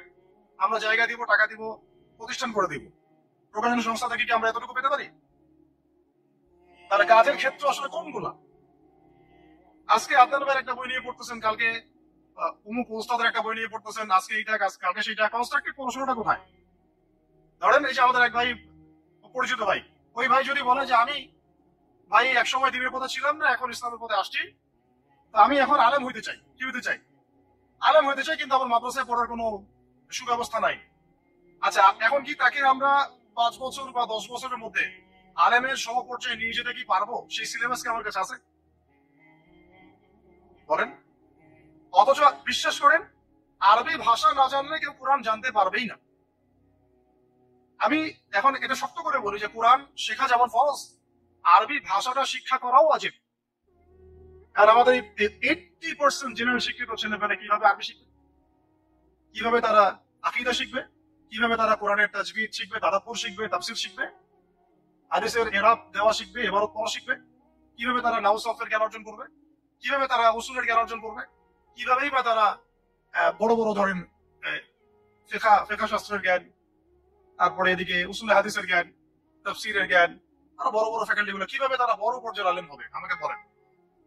প্রোডাক্ট দেন, প্রোডাক্ট, এবং এমন এমন আলেমের প্রোডাক্ট যে আলেমরা সারা ওয়ার্ল্ড কে ডিল করতে পারে, মানে ইন্টারন্যাশনাল স্কলার। এখান থেকে যাবে ইউকে তে গিয়ে দাওয়াতি কাজ করে আসবে, অস্ট্রেলিয়া গিয়ে দাওয়াতি কাজ করে আসবে, মালয়েশিয়া গিয়ে দাওয়াতি কাজ করে আসবে, আন্তর্জাতিক মানের আলেম আমরা কি জেনারেল শিক্ষিত ব্যাকগ্রাউন্ড থেকে তৈরি করতে পারবো? পারছি কি? আর আপনারা আমাকে বলেন তো ভাই, যে কত পার্সেন্ট মানুষ জেনারেল শিক্ষিত আর কত পার্সেন্ট মানুষ মাদ্রাসায় শিক্ষিত? কাদের পরিসংখ্যানটা বেশি? তারা কি, তাদের কোনো অবদান রাখার কোনো সুযোগ নেই? এখন যদি এই ক্লাসিক্যাল পড়াশোনা না হয়, ইলমের এই গভীরতায় না যায়, এবং বড় বড় ওলামায়ে কেরামদের সহবতে তারা না আসে, তাহলে কিভাবে তারা বিশুদ্ধ ইসলাম শিখবে আর প্রচার করবে আর প্রতিষ্ঠা করবে? তো প্রশ্ন কিছু করে গেলাম, আজকে প্রশ্নগুলো রেখে যাচ্ছে এই কারণে যে এগুলো নিয়ে আপনারা ভাববেন, যে আপনারা আমাকে আমাকে একটা ইসলামিক ইউনিভার্সিটি করার মতো বইপত্র আমাকে বানায় দেন না। দায়িত্ব নেন কেউ, আপনারা সবাই মিলে দায়িত্ব নেন। আমি এখানে একটা স্কুল আছে আমাদের ছোট্ট, তাওয়াজিন নুরাইন ইসলামিক স্কুল। এই স্কুল আমরা করেছি প্লে নার্সারি কেজি 1 2 3 4 5 এতটুকু, ট্রাইলিঙ্গুয়াল, মানে Bangla medium, Bangla medium, English version, medium না ইংলিশ ভার্সন, আর অ্যারাবিক। এই সিলেবাসটুকু করতে, এই 8টা ক্লাসের সিলেবাস করতে আমাকে 7 দিন 8 দিন একেবারে বাংলা বাজার ঘাটাঘাটি করে, ওই আমরা আগে তো ইংলিশ মিডিয়ামে পড়াশোনা করতাম, ওই অক্সফোর্ডের বই ঘাটাঘাটি করো, ব্রিটিশ কাউন্সিলের বই ঘাটাঘাটি করো, তারপরে ওদের ম্যাথামেটিক্স, ওদের সায়েন্স, আবার এই মাদ্রাসার অ্যারাবিক, এই আবার এই সরকারি কারিকুলামের বই, এইগুলো ঘাটতে ঘাটতে ঘাটতে একটা সিলেবাস আমরা দাঁড় করাতে পারছি। মাত্র 5টা ক্লাস করতে পারবে। এরপরে এটা করতে গিয়ে যে দেখলাম যে আসলে এগুলোর যে এত ঘাটতি আছে বাজারে, রেডিমেড কোনো প্রোডাক্ট এগুলো নাই। ঘুরে ফিরে কি সেই ওই আমরা ওই একই জিনিসের চর্চা করতে থাকবো, নাকি আমরা একটু বহির্বিশ্বে যেভাবে দিন প্রচার হচ্ছে এই মান দিতে পারি? আমাদের উচিতটা করার কাজটা। হ্যাঁ, এটা তো আমাদের হাতে রাষ্ট্রীয় ক্ষমতা নাই, থাকলে না হয় উপরের লেভেল থেকে এগুলো করা যায় খুব সহজ। বরং উপরের লেভেলে যারা আছেন তারা তো আরো ট্রান্সজেন্ডার ঢুকাচ্ছেন, আপনারা তো এলজিবিটি ঢুকাচ্ছেন। তাহলে এই কাজগুলো কাদের করতে হবে? তাহলে বেসরকারি ভাবে করতে হবে। কারণ আমরা যারা বইকে ভালোবাসি, জ্ঞানকে ভালোবাসি, আল্লাহকে ভালোবাসি, রাসূলকে ভালোবাসি, চাই যে আমরা যা করছি আমাদের পরের প্রজন্মটা মানুষের মতো মানুষ হোক। কাজ কি কম না বেশি আমাদের বলেন? সেই ক্ষেত্রে কাজগুলো কিন্তু ওইভাবে হচ্ছে না ভাই। একটা বিষয়ের বই সবাই ছাপাচ্ছি কেন? কি দরকার আছে? একটা বিষয়ের বই আমি সবাই ছাপাচ্ছি। একটা জিনিস, একটা হিস্ট্রি, একটা কিতাব অনেকগুলো প্রকাশনী আপনারা করতেছে। একই বই ফাইজুল কালাম সবাই করতে আছে। একটা বই তাসাউফ আত্মশুদ্ধি অনেক প্রকাশনী করতেছে, কপি করতেছে। ভাই আমাদের কি কাজ কি দুনিয়ার স্বার্থ উদ্ধার করা না আমার দিনের কোনো ক্ষেত্রে? আমার কথায় মাইন্ড করবেন না, আমি মাইন্ড করার মতো কথা বলছি না। আমি বলছি আপনাদেরকে আরো যেন কনস্ট্রাকটিভ ভাবে কাজ করুন। মানে আপনাদের সাথে আমি বসবো ইনশাল্লাহ আলাদা করে, যে একটা আমাকে পুরো শিক্ষা ফর্মুলা আমাকে দিবেন, মানে প্রত্যেকটা ক্লাসের বই রেডি করে দিবেন, যাতে আমরা প্রতিষ্ঠান বাড়ালেই একদম পুরা কমসে কম ক্লাস 1 থেকে 10 ঢেলে দিতে পারি, আমার পরিশ্রম করতে না হয়। ওখানে বাংলা মিডিয়ামের বই থাকবে, ইংলিশ মিডিয়ামেরও থাকবে, এবং অ্যারাবিক তো থাকবেই। একটা গঠনমূলক সিলেবাস, যেটা পড়লে আমার ছেলে মাশাআল্লাহ হাফেজও হবে, এদিকে মাশাআল্লাহ সে ইংরেজিতেও দক্ষ হবে, সায়েন্সেও দক্ষ হবে। এক পর্যায়ে যখন সে এসএসসি পাস করবে, সে দেখবেন যে যার যার যার রাস্তা বেছে নিচ্ছে। বেস আমি তাকে করে দিছি 10 পর্যন্ত। এখন সে ডক্টর হোক আর ইঞ্জিনিয়ার হোক, আর না হয় যদি আল্লাহর খলিফাই হয়, কোনো সমস্যা নেই। সমস্যা আছে? এটা দরকার ছিল ভাই, আরো 30 বছর আগে দরকার ছিল। আমরা যেটা পাই না, এটা আমাদের আফসোস। আর এই জেনারেল ব্যাকগ্রাউন্ড থেকে এইরকম জায়গায় উঠে এসে এই যে এগুলো কথাগুলো বলা বা এই কাজগুলো করা, এগুলো সবাইকে হয়তো আল্লাহ পাক এভাবে কবুল নাও করতে পারে। এর পিছনে অনেক গল্প থাকে, অনেক হিস্ট্রি, অনেক ত্যাগ, অনেক আত্মত্যাগ, এগুলো সবাই হতে পারবে না। কিছু মানুষ বের হয়ে আসছে, ডক্টর জাকির নাইক তো সবাই হতে পারবে, পারছে? তো এই জিনিসগুলো আমাদের বুঝতে হবে যে আমভাবে সবাই সবকিছু করতে পারবে না। আমাদের একটা একাডেমিক ফর্মুলা দরকার, যেখানে আমরা পড়বো, আমরা আলেম হয়ে বের হবো। পারা যাবে তো ইনশাল্লাহ? আচ্ছা, অনেক গভীরে চলে গেছি, আপনাদেরকে মানে অনেক বেশি বিরক্ত করে ফেলতেছি আর কি। কথাগুলো বলার খুব মন চাচ্ছিল, তো বলে ফেললাম। আর আমরা চাচ্ছি কথাগুলো সবাই সবার কাছে পৌঁছাক, যাতে করে অন্তত বিভাগীয় শহরগুলা, অন্তত ঢাকা, রংপুর, রাজশাহী, মানে বড় বড় শহর আমাদের চট্টগ্রাম, কক্সবাজার ইত্যাদি ইত্যাদি বড় বড় শহরগুলোতে যদি একটা করে এরকম একটা একটা করে প্রতিষ্ঠান থাকে, যেখানে আপনি পুরো জেনারেল শিক্ষা এবং ইসলামী শিক্ষা দুটোকে সমন্বয় করে, এবং এই মানে দ্বিমুখী শিক্ষার মেরুকরণটাকে দূর করে একটা কনস্ট্রাকটিভ সিলেবাস দিতে পারেন, দেখবেন আজকে না হোক, আজকে থেকে 10 থেকে 15 বছর পরে আমাদের ছেলে মেয়েদের একটা প্রজন্ম আসবে, দেখবেন ইনশাআল্লাহ ওরা আমাদের চেয়ে অনেক ডিনামাইট হবে। এই যে আজকে অনেকগুলো আয়াত বললাম, অনেকে হয়তো জানেন না বা পড়েন নাই, ওরা ক বলতেই বুঝে ফেলবে কোন সূরা আছে। হবে না? সম্ভব। আর যদি না করতে পারি, তাহলে ঘুরে ফিরে ওই একই অবস্থা। ওইটা দিয়ে হবে না ভাই। এই মানে ইসলাম ইসলাম বিষয়টা কি, এটা এমন না যে কিছু অংশ নিলাম কিছু অংশ নিবো না, এটা এমন না। নিলে ভাই নেওয়ার মতো নেওয়া লাগে। উৎখল ফেসিলিমিকা আছে, একেবারে পরিপূর্ণরূপে দিনে প্রবেশ করে। সিরিয়াসলি নেন, চান্স তো একটাই, চান্স তো একটাই। আল্লাহ পাক আমাদের কথাগুলো বোঝার তৌফিক দান। আর আমাদের সন্তানদের সাথে তো আমরা এটা হতে দিতে পারি না। আমরা না হয় অনেক সময় নষ্ট করে ফেলছি। আমরা এই টাউন হলে বসে চা খাইছি, আড্ডা মারছি একসময়, স্কুলে পড়ার সময়, কলেজে পড়ার সময়। এবং এখানে কি হয় না হয় আমি খুব ভালো করে জানি। এবং আমারও সময় এমন কিছু হতো না যেটা এখন হোমোসেক্সুয়ালিটি, এখন এখানে হোমোসেক্সুয়ালিটি হয়। তাহলে বলেন এগুলো এগুলো আমাদের জিম্মেদারি না? আচ্ছা, রংপুরে, অন্তত রংপুরের শহরে এইরকম উদ্যোগ নিতে পারবেন কারা কারা হাত তুলে দেন? আমি যে কথাগুলো বললাম, কার কার সাহস আছে? এগুলো তাত্ত্বিক কথা বলে চলে গেলে কাজ হবে না। বইমেলা একবার হয়েছে, এরপরে বইমেলা না হয় আপনাদের প্রতিষ্ঠানের ক্যাম্পাসে করবেন, সমস্যা কি? রংপুরে অন্তত পক্ষে এরকম একটা ক্যাম্পাস গড়ে তোলেন, যার যা আছে তাই নিয়ে নামেন। কারো অর্থ থাকলে, কারো জমি থাকলে, কারো বুদ্ধি থাকলে, কারো প্রকাশনা সংস্থা থাকলে, কারো টিচার প্যানেল থাকলে, আসেন রংপুরে একটা কিছু করে দেখাই।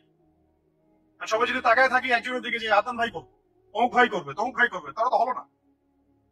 কারণ আমরা তো কারো উপর নবী হয়ে আসি নাই। সবাই মিলে হাত লাগালে তখন কাজ করা যাবে ইনশাআল্লাহ। এখন এই প্রতিষ্ঠানগুলো দরকার আছে না নাই? এর গুরুত্বটা বোঝার যোগ্যতা আল্লাহ পাক আপনাদেরকে দান করেন, দোয়া করি আমি। তো ভাই আর লম্বা করতেছি না, আমি শেষের অংশটুকু বলে শেষ করে দিচ্ছি যে এই সুদ আর শিরক যেমন ওই সময় ছিল, এখনো আছে। আর ওই আইয়ামে জাহিলিয়াতের সেই সুদ আপনি দেখলেন, এখন শিরক দেখলেন, মাদক আছে না নাই? আইয়ামে জাহিলিয়াতের মাদক, আইয়ামে জাহিলিয়াতের এই নারী জাতির অবমাননা আছে না সমাজে? নাই? ব্যাখ্যা করতে যাচ্ছি না, আপনারা জানেন সব। আর আইয়ামে জাহিলিয়াতে ছিল একটা গোত্রীয় হানাহানি, দ্বন্দ্ব, মারামারি। এখন সমাজে নাই? এটাই তো চলতেছে এখন সমাজে। তো এখন এই জাহেলিয়াতের সমাজটাকে মাত্র 23 বছরের মধ্যে আমাদের নবীজি চেঞ্জ করে দিয়েছে। কত বছর? আর আপনারা আমাকে বলেন তো যে তিনি কি কোনো জাদু করছেন? তিনি কি কোনো জাদু দেখাইছেন সমাজে এসে? মানুষকে মারছেন? মানুষকে কি তিনি মানে কঠোর ছিলেন? তিনি তার কাছে আল্লাহ ফেরেশতা আসতো, তিনি কি সেই শক্তি কাজে লাগায় একদম মানুষ সমাজের মানুষকে জোর করে ইসলাম কবুল করেছেন? তিনি কি করছেন 23 বছরে? এটা বলে শেষ করে দিব। তবে তার আগে শুধু এতটুকু বলবো, 23 বছর পরের মক্কাটাকে একটু দেখেন। 23 বছরের পরের মক্কাটাকে একটু দেখেন। ওই মক্কা থেকে কোনো শিখ আছে? হ্যাঁ, 23 বছর পরের মক্কা, ওখানে কি কোনো শিখ আছে? ওখানে কি কোনো সুদ আছে? কোনো মাদক আছে? বলেন। কোনো নারীর অবমাননা আছে? কোনো গোত্রীয় হানাহানি আছে? 23 বছরের মধ্যে পুরো সমাজটাই চেঞ্জ করলেন কিভাবে? জাদু তো করেন নাই, মানুষকে তো অত্যাচার করেন নাই, কটু কথাও বলেন নাই, এমনকি তিনি কারো গায়ে হাতও তোলেন নাই, তাই না? একটা কাজে তিনি করেছেন, সেটা হলো এই যে কোরআন এবং সুন্নাহর যে জ্ঞান, এই ওহির জ্ঞানটাকে তিনি সবার মাঝখানে ছড়াই দিয়েছেন। এইটুকু কাজ। তারপরে সেই জ্ঞান যখন মানুষ শিখেছে, তার উপরে আমল করেছে, এবং সেই জ্ঞান এর উৎস আল্লাহ রাব্বুল আলামিন, তার কাছে আত্মসমর্পণ করেছে, নবীর কাছ থেকে আত্মশুদ্ধি অর্জন করেছে, এবং হালাল খেয়েছে, পরিবার গঠন করেছে, প্রজন্মকে তৈরি করেছে, সৎ কাজে আদেশ করেছেন, অসৎ কাজে নিষেধ করেছেন, প্রয়োজনে কখনো হিজরত করেছেন, কখনো মার খেয়েছেন, কখনো সবর করেছেন, কখনো বা জিহাদও করেছেন। এভাবে আস্তে আস্তে পুরো আরবের মধ্যে দিনটা প্রতিষ্ঠা হয়ে গেল। তাহলে মূল উৎসটা কি ছিল? জ্ঞান। মূল উৎসটা কি ছিল বলেন? জ্ঞান। আর এই জ্ঞানটার চর্চায় আমাদের সবাইকে করতে হবে। আল্লাহ পাক আমাদেরকে তৌফিক দান করেন। এর চর্চা করতে গেলে আমাদের সমাজে এখন দুটো রাস্তা, এর বাইরে আপনি কোনো রাস্তা দেখবেন না, হয় মাদ্রাসা ব্যাকগ্রাউন্ড অথবা জেনারেল ব্যাকগ্রাউন্ড। এই তো সমন্বিত কোনো প্রচেষ্টা খুব বেশি দেখা যাচ্ছে। আজকে আমার কথা বলার মধ্যে একটা অন্যতম একটা গুরুত্বপূর্ণ পার্ট হচ্ছে সমন্বিত প্রচেষ্টা এখন থেকে নেওয়া উচিত। এতে আপনারা এগ্রি করেন না করেন না? যদি এগ্রি করেন তাহলে প্রত্যেকটা জায়গায় এরকম কিছু কিছু প্রতিষ্ঠান গড়ে তোলার চেষ্টা করেন। ইনশাআল্লাহ আজকে না হোক, আজকে থেকে 10-15 বছর পরে ফলাফল পাওয়া যাবে। ঠিক আছে ভাই? আল্লাহ পাক আমাদেরকে বোঝার তৌফিক দান করে। শেষ করার আগে খালি কয়েকটা সাবজেক্ট বলবো। এখন যারা জেনারেল স্টুডেন্ট, আপনাদের তো মাদ্রাসা যাওয়ার কোনো সুযোগ নাই, বা গেলেও আপনারা একাডেমিক্যালি পড়তে পারেন না। আমি কয়েকটা সাবজেক্ট বলে দিচ্ছি, এই সাবজেক্ট গুলো ধরে ধরে বই কিনবেন এই বইমেলা থেকে। ঠিক আছে? অন্তত প্রত্যেকটা সাবজেক্টের একটা করে বই কিনবেন। রাজি আছেন? রাজি নাই? অন্তত প্রত্যেকটা সাবজেক্টের একটা করে বই কিনবেন। সাবজেক্ট 1 নম্বর হচ্ছে আল কোরআন। 1 নম্বর কি? আপনাকে কোরআন তেলাওয়াত করা শিখতে হবে। কোরআন তেলাওয়াত শেখার কি বই আছে খুঁজে বের করেন। আর এটা একা শিখতে পারবেন না, এটা নিয়ে গিয়ে কোন ওস্তাদের কাছে বসে পড়তে হবে। এটা খুব খেয়াল রাখবেন আপনারা। একা একা বই পড়ে কখনো আলেম হয়ে যাওয়া যাবে না, বরং তখন বিভ্রান্ত হওয়ার সুযোগ বেশি থাকে। বই থাকবে, এটা আপনার গাইডেন্স, কিন্তু আপনার একজন মুরব্বী আলেম লাগবে। যে কোনো কাজ মুরব্বীদের সাথে মাশওয়ারা না করে করলেই সমস্যা। কারণ আমরা তো দিন সম্পর্কে তেমন কিছু জানিই না রে ভাই। সমুদ্রে ডুব দিলে বুঝবেন যে গভীরতা কত বেশি। এখন আমরা ডুবই দেই নাই, এই জন্য মনে হয় যে আমি সবই জানি। ঠিক আছে? ডুব না দিলে আমার কাছে মনে হয় যে আমি তো সবই জানি। ডুব দিলে বুঝবেন যে আপনি কিছুই জানেন না, আমি কিছুই জানি না। 1 নম্বর সাবজেক্ট ভাই কোরআনের তেলাওয়াত শিখতে হবে। রাজি আছেন তো ইনশাআল্লাহ? তাহলে এই বইগুলো কিনেন। 2 নম্বর হচ্ছে এই কোরআনের মানে ব্যাকরণ শেখার বইগুলো কিনবেন। কোরআনের ব্যাকরণ শেখার আরবি ভাষা সাহিত্যের বই কিছু কিনবেন। এই বইগুলো আপনাকে ওস্তাদের কাছে গিয়ে পড়তে হবে। ঠিক আছে? এরপরে কিনবেন কোরআনের কিছু তাফসীর। সহজ, মনে করেন একটা তাফসীর নেন সহজ।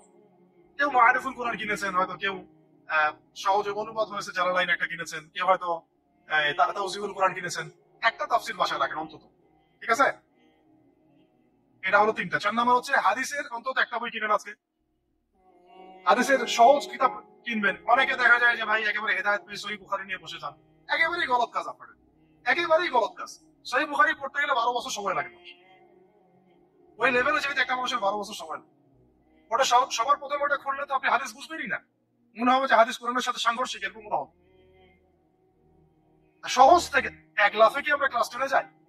আগে তো ক্লাস 1-এ ভর্তি হয়েছেন, তাহলে হাদিসের শাস্ত্রে আসছেন আগে বুখারী ধরতে গেলেন কেন?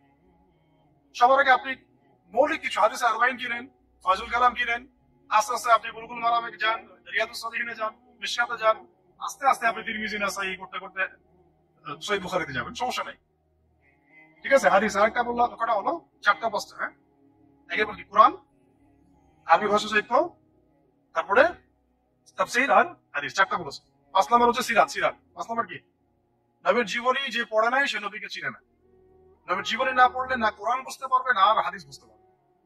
তো নবীর জীবনের অন্তত একটা বই কিনে যান এখান থেকে, অন্তত একটা।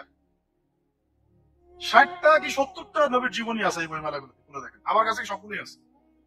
এই চট্টগ্রামের ভাইরা যখন ছিলেন লালখানে কয়দিন আগে, আমি ভাইদের কাছ থেকে বই কিনেছি, নিজে কিনেছি প্রায় 70,000 টাকা একদিনেই। আর ওনারা আমাকে হাতিয়ে দিয়েছেন মনে হয় আরো 30,000 টাকার মতো। তো এক পুরো বই ব্যাগ গাড়ি ভর্তি। তো প্রায় 60, আমি বলে দেখলাম যে প্রায় 50 থেকে 60টা সিরাতের কিতাব আছে বাজারে। একটা তো কিনেন অন্তত, একটা সিরাতের কিতাব তো অন্তত কিনেন। তারপরে ইসলামের ইতিহাসের বই কিনেন। 6 নম্বর ইসলামের ইতিহাসের বই কিনেন। 7 নম্বর, ইতিহাস না জানলে কিন্তু আমরা শেকড় চিনতে পারবো না। 7 নম্বর হচ্ছে এই 4 খলিফার জীবনী, সাহাবীদের জীবনী, তাবে তাবেঈদের জীবনী, ইমামদের জীবনী, এগুলো কিনেন। 8 নম্বর হচ্ছে ইসলামী অর্থনীতির কিছু বই কিনেন, ইসলামী অর্থনীতির। 9 নম্বর হচ্ছে ইসলামিক জিও পলিটিক্স এর কিছু বই কিনেন। এই বইগুলো কিছুটা কম, আমি এটা ভাইদেরকে বলবো যে এগুলো ছাপানোর চেষ্টা করেন বেশি বেশি। আর 10 নম্বর হচ্ছে ইসলামী ফিকশের যে মাসলা মাসাইল গুলো জানার জন্য কিছু বই আছে। এইগুলো, এই 10টা সাবজেক্টের বই একটা একটা করে কিনে বাসায় চলে। আরেকটা নসিহত করবো, বরেণ্য আলেমদের বই পড়বেন। মানে আমি একটা বই ধরেন কালকে বের করে ফেললাম, কারণ ভাই আবু আদনান ভাই লিখছে বলেই যে আপনাকে ওটা কিনতে হবে জরুরি না, এটা জরুরি না। সবার আগে আপনি বড় বড় বরেণ্য আলেমদের বইগুলো আগে পড়বেন। তারপরে আপনার একটা মেজাজ এমনি তৈরি হয়ে যাবে যে কোনটা হক আর কোনটা বাতিল, এটা আপনি নিজেই বুঝতে পারবেন তখন।